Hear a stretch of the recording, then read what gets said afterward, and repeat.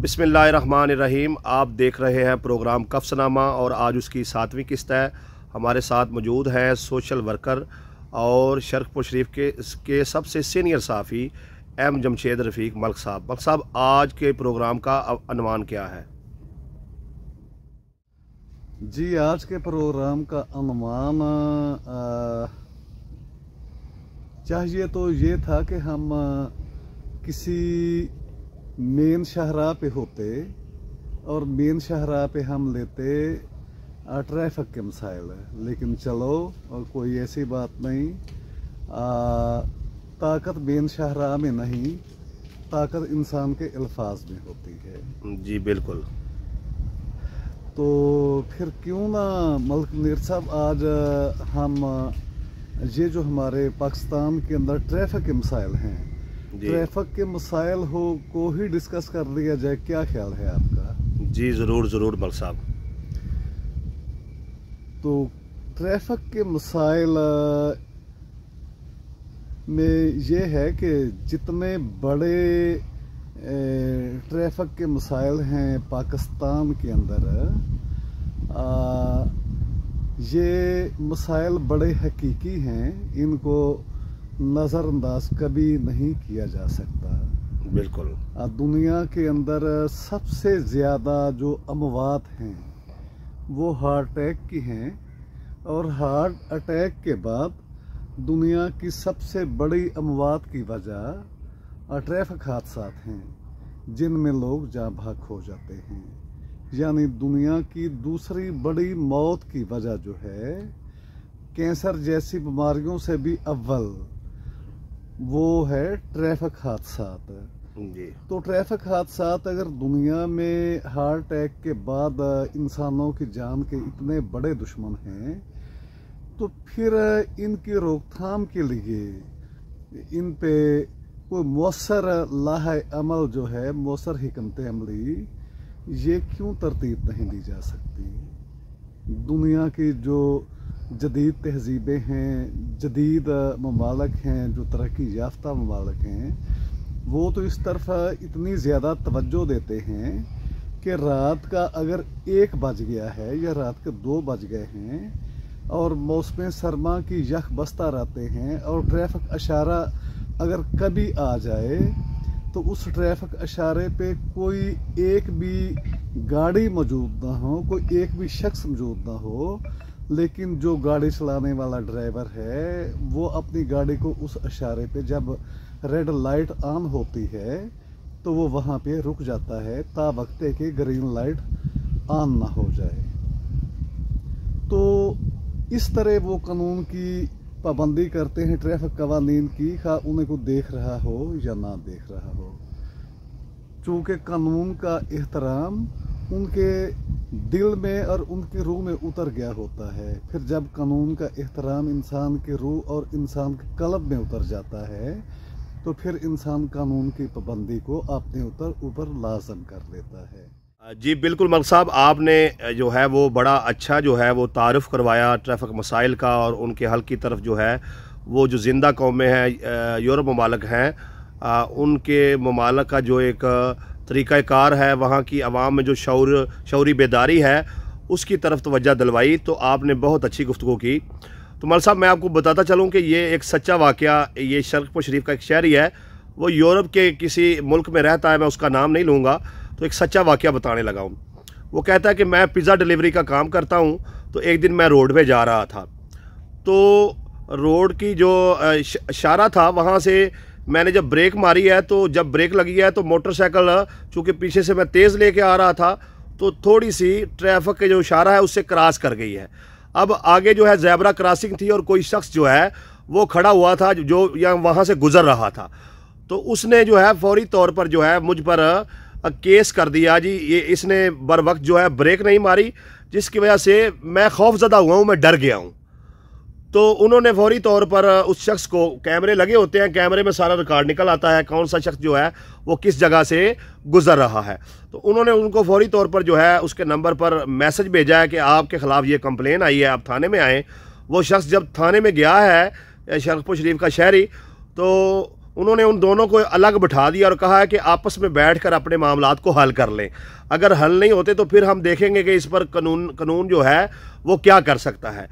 तो थोड़ी देर वो बैठे हैं तो वो शख्स जो गोरा है उसे कहता है, भाई बात ये है कि तुमने मुझे डराया है और मैं उसकी वजह से जो है ज़हनी तौर पर अपसेट हुआ हूँ और मुझे लगता है कि मैं अगले 1 वीक तक जो है वो काम पर नहीं जा सकूँगा, जितना मैं इस वक्त डरा हुआ हूँ। तो तुम मुझे 1 हफ्ते का जो मेरा खर्च है घर में बैठने का, जो मैं नौकरी नहीं कर सकूँगा, उसके पैसे अदा करो। तो उसे अदा करने पड़े हैं। यानी उसने बताया कि सिर्फ ये कहने पर कि इसकी ब्रेक बर वक्त नहीं लगी और मैं खौफजदा हुआ हूँ। खौफजदा होने पर भी कंप्लेन हुई है और पैसे अदा किए हैं। और यहाँ पर हमारे पाकिस्तान की सड़कों पर लोग किसी को कुचलते हैं और कुचल कर चले जाते हैं। और दूसरी तरफ आवाम भी ऐसी है कि अगर कोई किसी को कुचल देता है तो उसकी गाड़ी को जला देते हैं।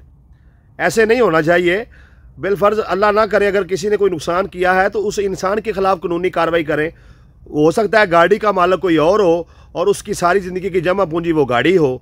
तो ये भी एक अहम मसला है जिसकी तरफ मैं इशारा करना चाह रहा था। यानी दूसरे ममालिक में अगर आप रोड पर आकर थोड़ा सा किसी को खौफजदा भी करते हैं तो उस पर भी एक्शन लिया जाता है, उस पर भी कार्रवाई होती है।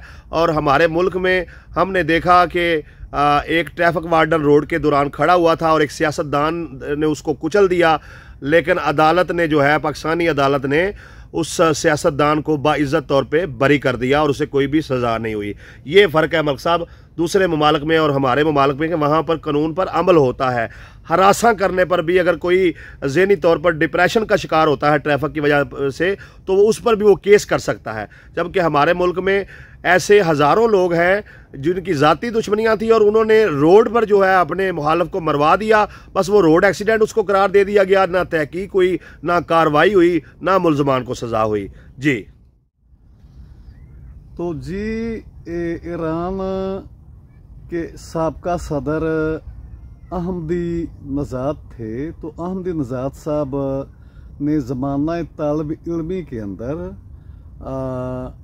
PhD ट्रैफिक की और उन्होंने कहा कि मैं PhD ट्रैफिक इसलिए कर रहा हूँ कि आने वाला जो वक्त है दुनिया की आबादी इतनी बढ़ जाएगी और दुनिया के अंदर आबादी और कारों, बसों, मोटरसाइकिलों का हजूम इतना ज़्यादा होगा कि इन मसाइल पे काबू पाना इंसान के लिए मुश्किल होता जाएगा। लिहाजा ये चूँकि आने वाले वक्त का एक बहुत बड़ा मसला है, इसलिए मैं PhD ट्रैफिक कर रहा हूँ। तो क्या हमारे पाकिस्तान के अंदर आप सच से बताएं कितने लोग PhD ट्रैफिक हैं? कभी सुना कि किसी ने ट्रैफिक के अंदर PhD की हो? हालांकि ट्रैफिक का मसला ये पाकिस्तान का और दुनिया भर का सबसे बड़ा मसला है, ये छोटा मसला नहीं है। स्पेशली पाकिस्तान के अंदर तो ये मसला बहुत ही बड़ा है। आप देखते हैं कि जब कोई भी इंसान तेज़ रफ्तारी के साथ किसी चौराहे या किसी बस स्टॉप से वो गुज़रता है और वहाँ पे हादसा हो जाता है और उस हादसे के नतीजे में कोई मौत वाक़या हो जाती है, तो ये ट्रैफिक हादसे की मौत नहीं बल्कि ये उस आदमी ने दूसरे आदमी को कत्ल किया है। जब भी कोई बस स्टॉप हो, जब भी कोई रश वाली जगह हो, वहाँ पे ट्रैफिक को तेज़ी के साथ गुजारना दरअसल दूसरे लोगों को कत्ल करने के मुतरादिफ है। लेकिन इस पे मैं एक बड़ी बारीक बात बताना चाहता हूँ। वो बात ये है कि ट्रैफिक के असूलों में से एक ये भी है कि वक्त, रफ्तार और फासला। वाह वाह वाह, माशाल्लाह। जब तक इंसान इन 3 चीज़ों का तयन नहीं कर सकता उसको सड़क पे नहीं आना चाहिए। यानी इंसान को ये अंदाज़ा होना चाहिए कि जो सामने से आने वाली, पीछे से आने वाली, जो सामने से आने वाली गाड़ी है वो उस आदमी से कितने फासले पे है, उसके दरमियान कितना फासला है, और उसको अंदाज़ा होना चाहिए कि ये कितने वक्त के अंदर उस तक पहुंचेगी। इसलिए ट्रैफिक कवानीन के अंदर इस चीज़ को ऐड किया जाए और लोगों को पढ़ाया जाए कि ट्रैफिक फासला और रफ्तार इसके दरमियान किस तरह की हद कायम करनी चाहिए। तो लोग जब सड़कों पे चलें तो इस चीज़ का बहुत ज़्यादा ख्याल रखें और उनको ख्याल रखना भी चाहिए।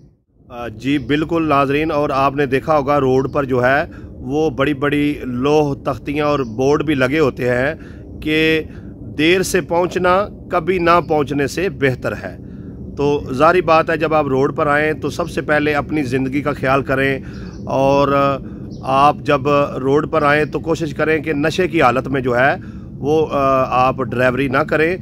दूसरे ममालिक में नशे की हालत में ड्राइवरी करने पर जो है वो सख्त कानूनी कार्रवाई की जाती है और बड़ी बड़ी सज़ाएँ दी जाती हैं।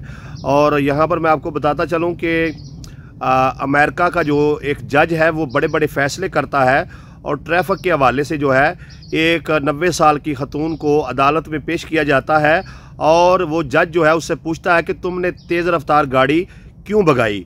तो वो बताती है कि मेरे पास एक ही बेटा है और मुझे कॉल आई कि उसका रोड एक्सीडेंट हो गया है, तो मैं जो है इसलिए जल्दी में थी।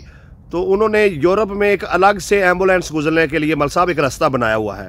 तो वो कहती है कि मैं ट्रैफिक वार्डन के पास गई और उसे कहा कि मुझे इस रास्ते से जाने दो, मेरे बेटे का एक्सीडेंट हुआ है, मैं परेशानी की हालत में हूँ, वो मेरा बुढ़ापे का सहारा है, तो मैं एक माँ हूँ, बर्दाश्त नहीं कर सकी, तो मजबूरन जो है वो मुझे तेज़ रफ्तार गाड़ी जो है वो भगा कर जाना पड़ा। इसके बाद जज तहकीक करता है और जज जो है वो उसको मुआफ़ कर देता है, और ट्रैफिक वार्डन को जो जुर्माना उसको होना होता है ट्रैफिक वार्डन को करता है, और कहता है कि तुमने इंसानी बुनियादों पर जो है इसका ख्याल क्यों नहीं किया। ये बूढ़ी माँ जिसने कभी ट्रैफिक कानून की खिलाफ वर्जी नहीं की है, ये इसके ख़िलाफ़ जो ये मामला है इस केस को मैं ख़त्म करता हूँ।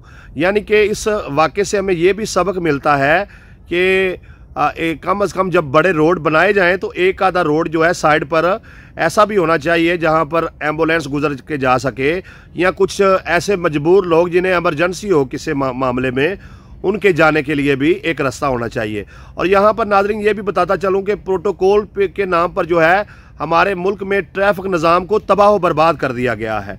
लोग पेपर देने जा रहे होते हैं, लोग इंटरव्यू देने जा रहे होते हैं, लोग अपने बीमारों का इलाज करवाने के लिए जा रहे होते हैं, लोगों ने अदालतों में पहुंचना होता है, तरह तरह के मसाइल होते हैं, किसी ने जनाजा पढ़ने जाना है, किसी ने शादी में जाना है, लेकिन प्रोटोकॉल के नाम पर जी यहाँ से वज़ीर आला गुज़रने वाले हैं, वज़ीर आज़म गुज़रने वाले हैं, फ़लाँ जो है पुलिस के अफीसर गुज़रने वाले हैं, IG पंजाब गुज़रने वाले हैं, इस नाम पर रोडों को बंद कर देते हैं, जिसकी वजह से घंटों ट्रैफिक बंद रहती है और जो मामूलाती ज़िंदगी हैं वो तबाह व बर्बाद होकर रह जाते हैं, और आवाम के सैकड़ों मसाइल जो हैं वो हल होने से हल नहीं होते, जिसकी वजह से आवाम जो है वो बहुत परेशान होती है।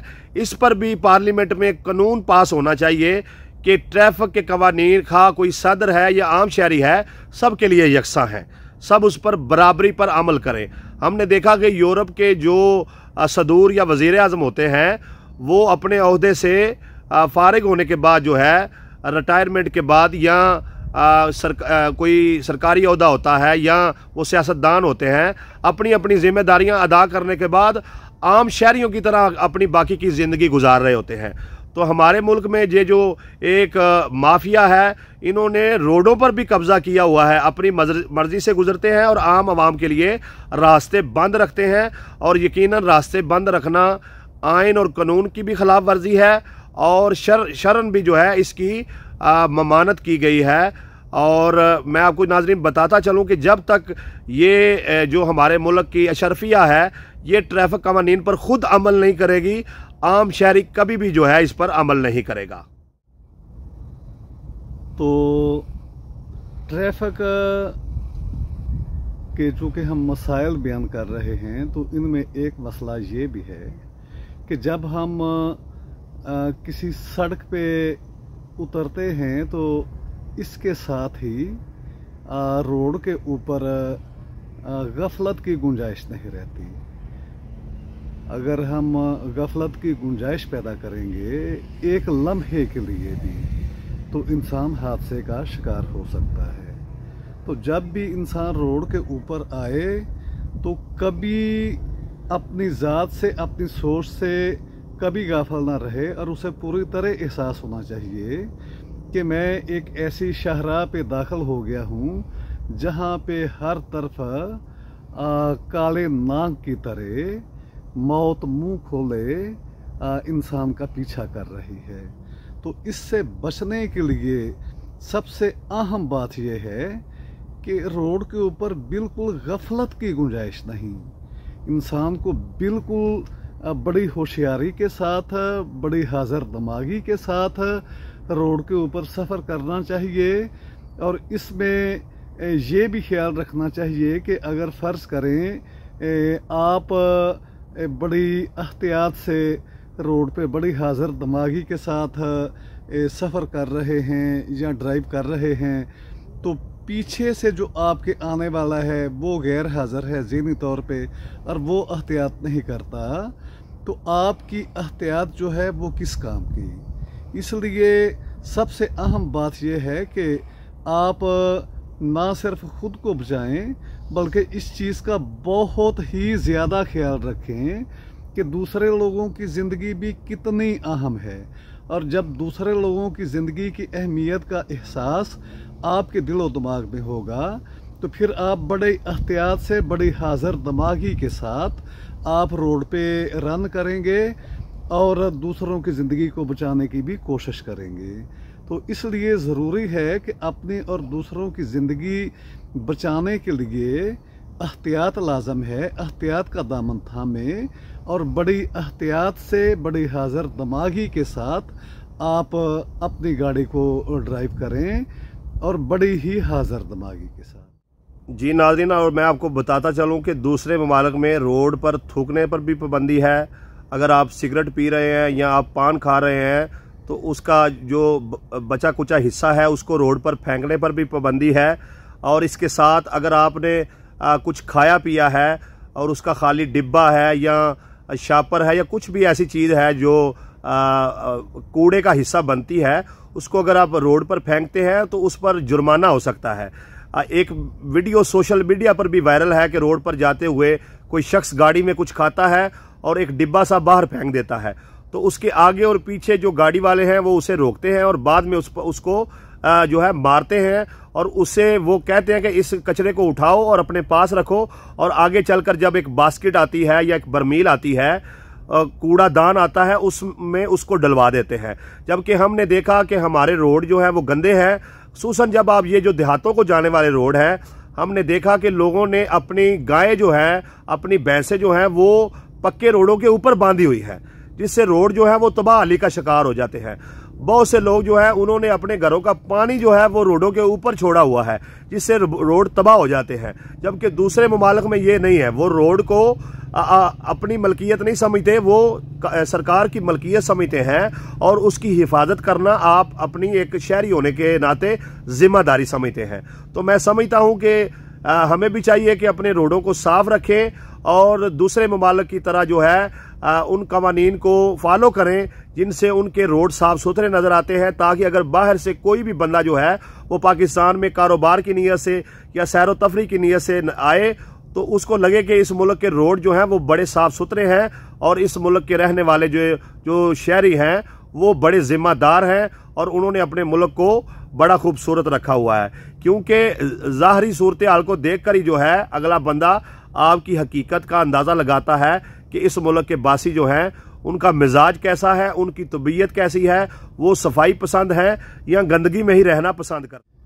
रूस का इनकलाब जब मुकम्मल हो गया मार्क्सी तलीमात के नतीजे में, और जब रूस अपनी पूरी आबोताब के साथ दुनिया के अंदर अपनी ताकत का लोहा बनवाए हुए था और बड़ी तेज़ी के साथ तरक्की की शाहराह पर गामजन हो चुका था, तो रूस का एक वफद पाकिस्तान में आया। तो पाकिस्तान में आकर उसने बहुत सारे मुशाहदे किए। उन मुशाहदों में एक तो उन्होंने ये भी कहा था कि पाकिस्तान की ज़मीन बड़ी ज़रखेज़ है इनकलाब के लिए, लेकिन इसके साथ साथ वो अपने ये कमेंट भी पास करके गए थे कि ना सिर्फ पाकिस्तान की ज़मीन ज़रखेज़ है इनकलाब के लिए, उन्होंने ये भी कहा कि ये जो पाकिस्तान है हमें यहाँ आके खुदा बाकायदा नज़र आया है, खुदा हमें दिखाई दिया है। तो पूछा गया कि वो किस तरह? उन्होंने कहा कि खुदा हमें इसलिए दिखाई दिया है कि यहाँ ट्रैफिक का जो इतना ख़तरनाक और बेहंगम निज़ाम है, इसको सिर्फ खुदा कंट्रोल कर रहा है। वरना अगर जिस तरह के यहाँ के हालात हैं, वहाँ तो हर 1 मिनट बाद हादसे हों और हर 1 मिनट के बाद अमवात हों। लिहाजा इसे खुदा ने काबू किया हुआ है। लेकिन देखने वालों और सुनने वालों, ये बात भी बहुत ज़रूरी है कि जब हमारी हुकूमत ट्रैफिक कवानीन बनाती है तो हम कवानीन पे अमल दरामद का बार बार कहते हैं, लेकिन हुकूमत ने हमें ये नहीं आके बताना कि आप की गाड़ी के जो टायर हैं वो एक्सपायरी हो गए हैं। आप की गाड़ी के टायर की एक मुद्दत थी, एक लिमिट थी जो रोड पे आपको बड़े महफूज अंदाज से लेके जा सकती थी। आप इन चीज़ों से बेनियाज, जब तक टायर बिल्कुल घस के ख़त्म हो के अचानक बरस्ट ना हो जाएं और बरस्ट होने के नतीजे में एक बड़ा हादसा ना हो जाए, तब तक आप लोग कभी भी नहीं समझते। तो लिहाजा अपने टायरों की तरफ इंसान को खुसूसी तवज्जो देनी चाहिए, अपनी बाइक की, अपनी हैवी बाइक की, इन चीज़ों की तरफ इंसान को, व्हीकल गाड़ियों की तरफ इनके जो टायर हैं उनको बुसीदा होने से पहले जो इनकी एक मुद्दत है, अगर आप बहुत सारे हादसात से बचना चाहते हैं तो अपने टायरों का ख्याल करें। ये हमें कभी भी हुकूमत आके नहीं बताएगी, शहबाज शरीफ साहब हमें नहीं बताएंगे, परवेज़ इलाही साहब हमें नहीं बताएंगे और आईजी ट्रैफिक नहीं बताएगा। उन्होंने तो जो बताना था बता दिया। अब इस पे एहतियात करना कुछ हमारा भी इंसानी और अखलाकी फ़र्ज़ है। जी नाज़रीन, अगले प्रोग्राम तक के लिए हमें दें इजाज़त। अपना ख्याल रखिए। अल्लाह हाफ़िज़, फ़ी अमानिल्लाह। मिलते हैं अगली किस्त में।